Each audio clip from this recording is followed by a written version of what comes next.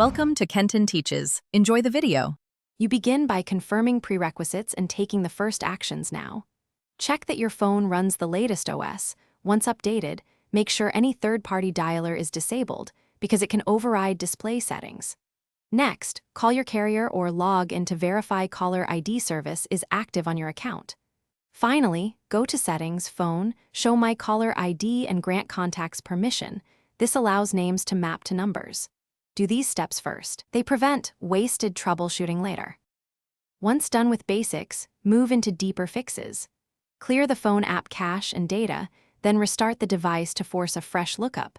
This resolves many mismatches.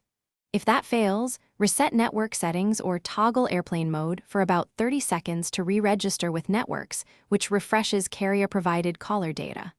Also inspect recently installed apps.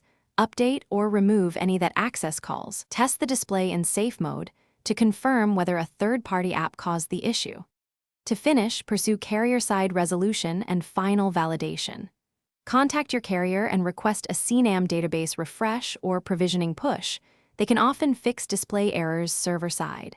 If nothing else works, perform a factory reset, but only after backing up contacts and settings because this erases local mappings.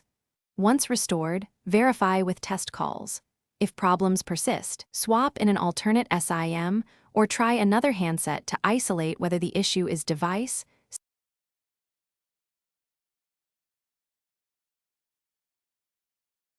Thanks for watching. Please subscribe if this video was helpful.